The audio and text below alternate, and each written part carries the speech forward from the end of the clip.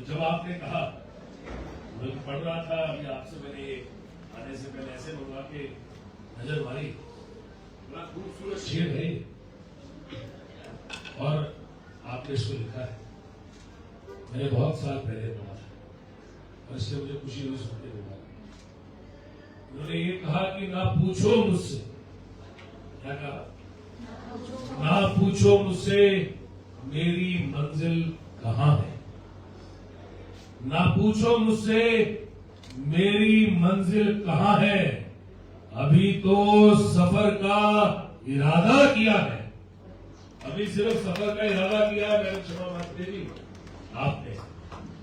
अभी आपकी उम्र नहीं हुई है, अभी आपने अपना सफर शुरू किया। Every day is a beginning. You've done a lot in life and you will do a lot.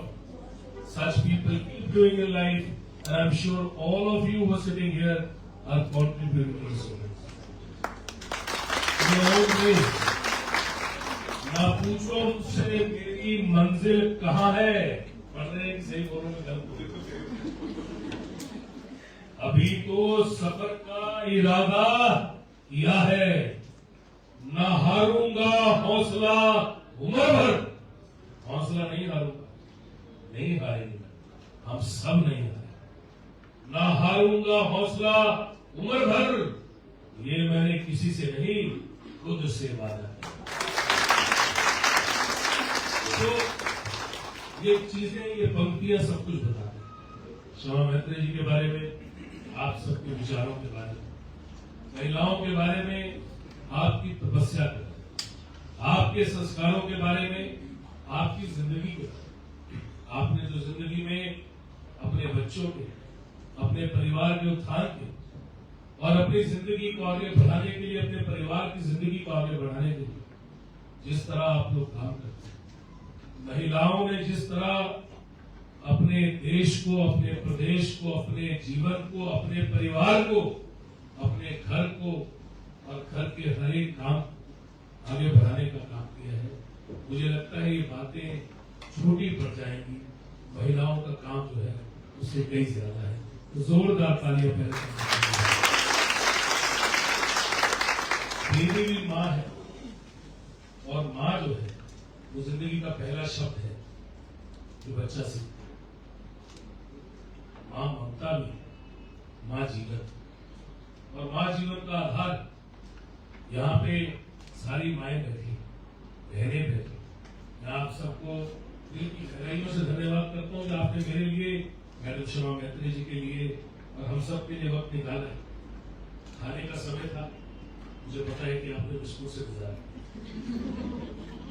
और आज मैंने भी बिस्कुट से ही गुजारा किया, क्योंकि मुझे कभी और जगह भी जाना है। पर आपके बीच में आके बहुत अच्छा महसूस। ज्यादा नहीं बोलूंगा क्योंकि कुछ बोलूंगा तो आप कंफ्यूज हो जाएंगे। इतनी अच्छी बातें मैडम शर्मा मात्रे जी ने कही है। आज मैं चाहूंगा इन्हीं की बातें आप लेके जाएंगे। इन्होंने आपको बहुत खूबसूरत शब्द कहे, क्योंकि जब बहुत कुछ आदमी सुनता है तो बहुत सी इंपॉर्टेंट बातें कंफ्यूज कर देती। कुछ मैं बोलूंगा, कुछ इन्होंने कहा। तो आज मैं चाहूंगा कि जो शर्मा मात्रे जी ने कहा, वही हमारे लिए आज का एक स्वर्णिम भाषण है। और आपसे मैंने भी आज सीखा है, मैं बताऊंगा जब उसका कोई रिजल्ट आए। पर एक अच्छा काम, अच्छी सोच आप सभी लोग लेके आगे चले। एमएस मैडम ने अपने भाषण में काफी चीजों को ली, यहाँ पर धन्यवाद करता हूं। यहाँ पे लखनऊ के जिलों के अध्यक्ष, कांगड़ा जिले के अध्यक्ष जी हैं, आपका भी धन्यवाद, आपके प्यार से धन्यवाद करता हूँ। मैं ऋषि जी का बड़ा लंबा संबंध मेरे पिताजी का इनके साथ, और बड़ा लंबा संबंध मेरा इनके साथ। हमारे संबंध व्यक्तिगत, पारिवारिक, हर किसी के साथ पार्टी से जिंदगी में आज तक हमने अपने आप को सबसे पहले हिमाचल और हिमाचल की हिमाचली कांगड़ा और कांगड़ा जिले का होने के नाते फख्र महसूस हुआ। मुझे लगता है कि वो सबसे पहले हमारी परिभाषा, और उसके बाद कोई और चीज। आज यहाँ पे सभी सीनियर लोग बैठे हैं और इंटेक के जो हमारे सीनियर, आपने नाम बताया था अग्रवाल सर, आपका बड़ा एक लंबा तजुर्बा रहा है, आपने बहुत सी बातें कही। मैंने डीएफओ साहब यहाँ पे आए, मैं आपका भी और आपके साथ आपके अफसरों का भी मैं धन्यवाद करता हूँ कि आप 1 मिनट में यहाँ पे पहुंचे।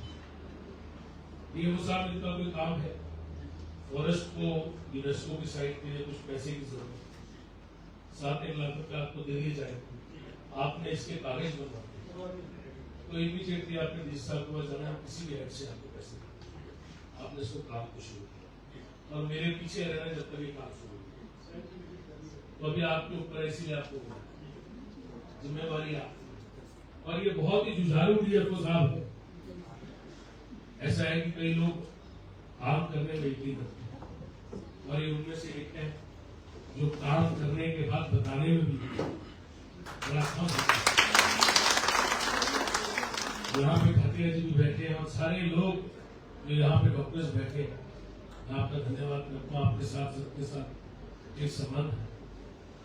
भाषण के अंदर घुस के आपकी फिर पूरी तरह से बहुत सी बातें कहने लगता और मैं आज आप सबका स्वागत, आपका अभिनंदन, और जिस तरह से आपने मेरा इस्तेमाल किया, जिस तरह आपने मुझे यहाँ पे बुलाया, प्यार दिया, आशीर्वाद दिया, मैं कृतज्ञ हूँ, जिंदगी भर रहूंगा। एक रिश्ता जो हमारा हमेशा और मजबूत होता है। कभी भी आप मुझे मिलते हैं, कहीं पे भी मिलते हैं, बाहर मिलते हैं, सड़क पे मिलते हैं, चलते हुए मिलते हैं, मैं सिर्फ इतना चाहूंगा कि कभी भी मिले तो दूर से भी थोड़ा सलाम हो तो प्यार और बढ़ता है। और कभी आपको मेरे लिए लगे कि मैं किसी काम आपके आ सकता, आपको लगे ये छोटी बहनें जो नर्स बैठी या बड़ी बहनें जो बैठी या मेरे दोस्त बैठे, सभी को किसी को लगता है कि मेरे लायक काम है, तो जो मैं कर सकूंगा मैं करने की कोशिश करूँ।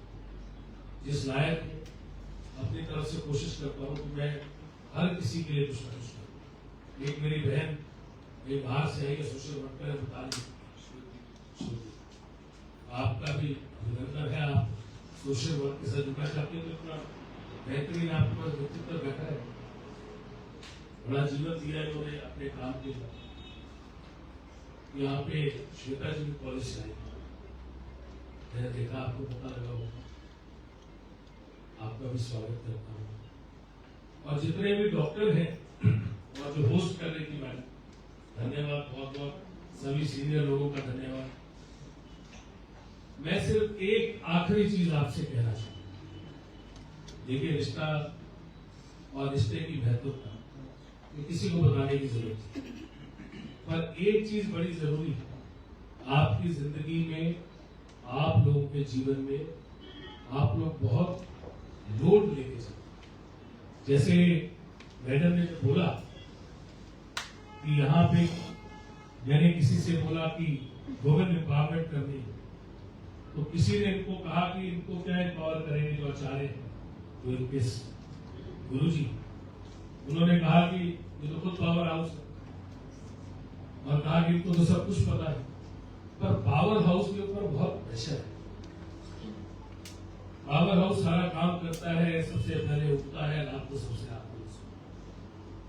तो मैं आपसे कुछ शेयर करूंगा। मुझे न्यूयॉर्क कोलंबिया प्रेस्बिटेरियन जो सबसे बड़ा अस्पताल है देश, दुनिया, one of the top hospital of the world, उसमें मैं अपने पिताजी के साथ काफी दिन के लिए भी बने न्यूयॉर्क।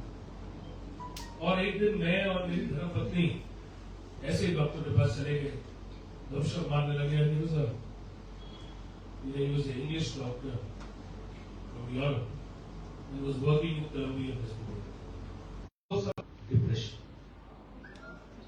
और ये डिप्रेशन जो है वो आदमी को एंजाइटी देती है, परेशानी देती है, और ये जो डिप्रेशन है ये बहुत सी बीमारियां है।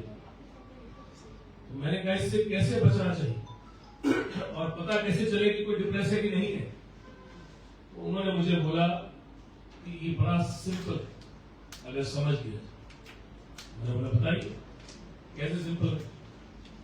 उन्होंने मुझे ये कहा कि हर इंसान एक वक्त में अगर कोई चीज काम कर रहा है तो वो 10 चीजें और सोच रहा है, वो डिप्रेशन।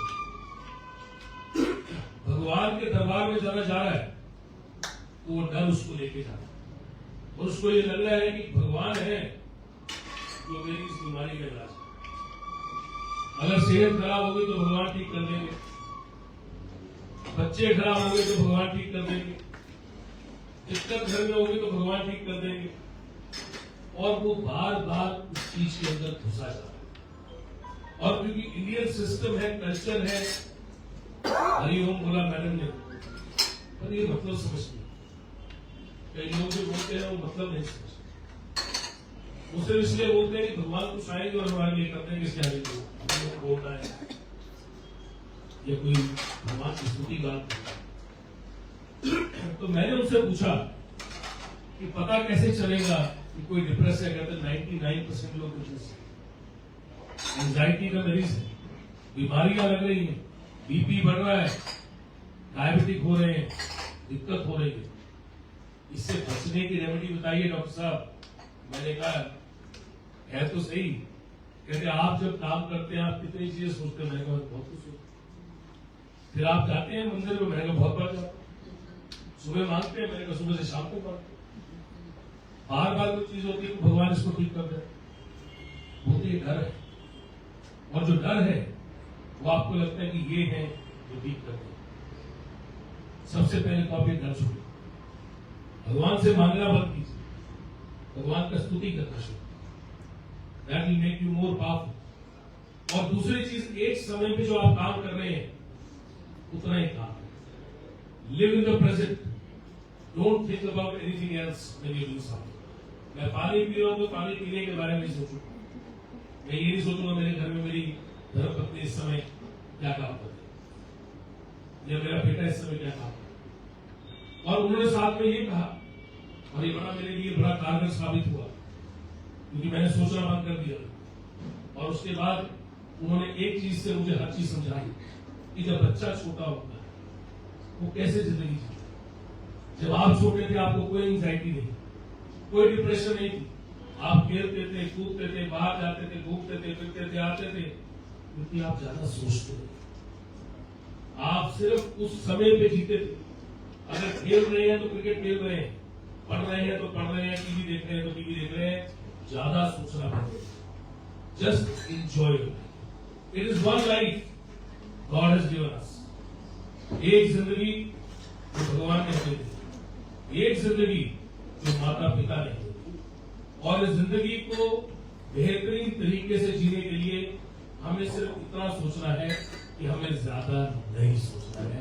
आप लोगों का बहुत बहुत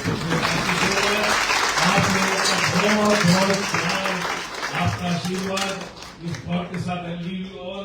थैंक यू। जय विकास पुरुष श्री GS भारी जी, जय नमोता ब्रह्मा, जय कांग्रेस।